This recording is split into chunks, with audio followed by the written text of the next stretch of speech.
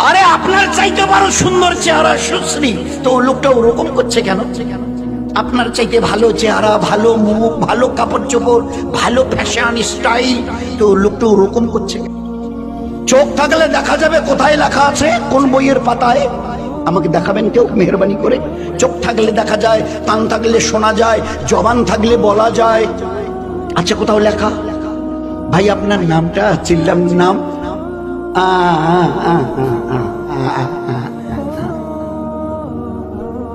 ভাই আপনার বাড়ি? চুপ করে আছে। আরে ভাই আপনাকে বলছে আপনার বাড়ি, পাশের লোকটা বলছে আসলে উনি কানেই শোনে।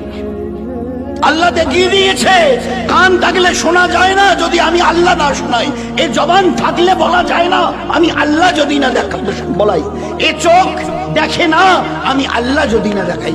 কি বলে লোক? ভাই ওনাকে আসলে কি করে চিনবে? উনি তো জন্ম অন্ধ, জন্মের থেকেই চোখে দেখে না। আল্লাহ দেখি এ হচ্ছে হকিকতে, হচ্ছে ইমান, লা ইলাহা। চিউটি থেকে জিবরিল কেউ করে না, করেনেওয়ালা জাত আল্লাহ। আমাকে চলার জন্য যে হায়াত তন্দুরুস্তি রেখেছে এটা তার মেহেরবানি।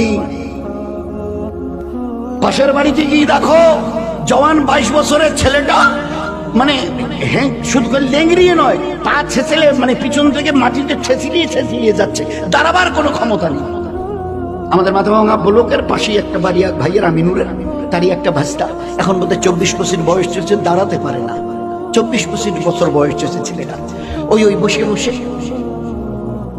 আল্লাহ তোমাকে একে দেখো আর তোমার নিজের চেহারাটাকে দেখে ভালো করে বুঝে নাও, এ আল্লাহ এ বেচারা দুটো দাঁড়াতে পারে না। 24-25 বছরের, হি ওয়াজ এ ভেরি ইয়াং। 24 বছরের বয়সের লোক তো মানে যুবক হয়, আর সে দাঁড়াতে পর্যন্ত পারে না। আরে আল্লাহ তুমি কত দয়ালু যে আমাকে শুধু দাঁড়ানো নয় দৌড়াবার মতো আল্লাহ তুমি আমাকে ক্ষমতা দিয়েছো। কবে আল্লাহ কোন জিনিসটা সিজ করে নেবে জানা নেই। এই জন্য দোস্ত একটু হুশ করে চলিয়ে, দুনিয়া মজা উড়াবার জায়গা নয়, হুশ করে চলিও, আমার কাছে ফিরে আসতে হবে। ওই দিন আমায় 4টে জবাব নেব। সারাটা জীবন কোন আমলে কাটিয়েছো? জওয়ানি যখন টকবক করত, ওই জওয়ান কালের পুরো হিসাব শোনাও। Second question will be there, সারা জীবনের হিসাব দাও। দ্বিতীয় কোশ্চেন, জওয়ানি যখন ছিল 15 থেকে 30-35, ওই সময়টা কি করে কাটিয়েছো? মাল কোথা থেকে এসেছে আর কোথায় লাগিয়েছো পুরো হিসাব দাও।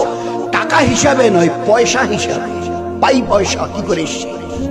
টাকার হিসাব দিলে 50 পয়সাগুলো যদি বাদ চলে যায়, ফাঁকি দিয়েছো, মদ খেয়েছো, ও হবে না। পাই কোন রাস্তা দিয়ে মাল কামিয়েছো আর কোন রাস্তায় মাল লাগিয়েছো, আমি তো বলে দিয়েছি কিভাবে কামাবে, কিভাবে খরচ করবে।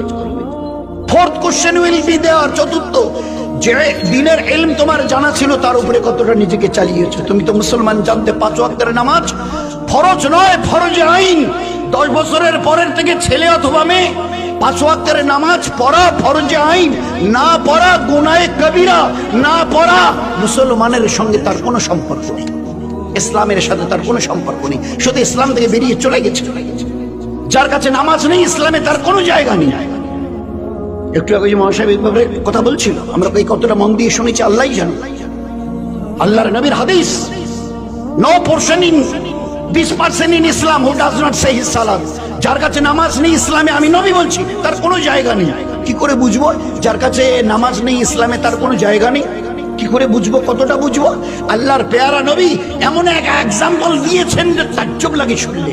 জিজ্ঞাসা করছো আমার সাহাবারা, সাথীরা, আচ্ছা তোমরা কান কাটা লোককে দেখেছো? আল্লাহ রাসূল দেখেছি। আচ্ছা হাত কাটা লোককে দেখেছো?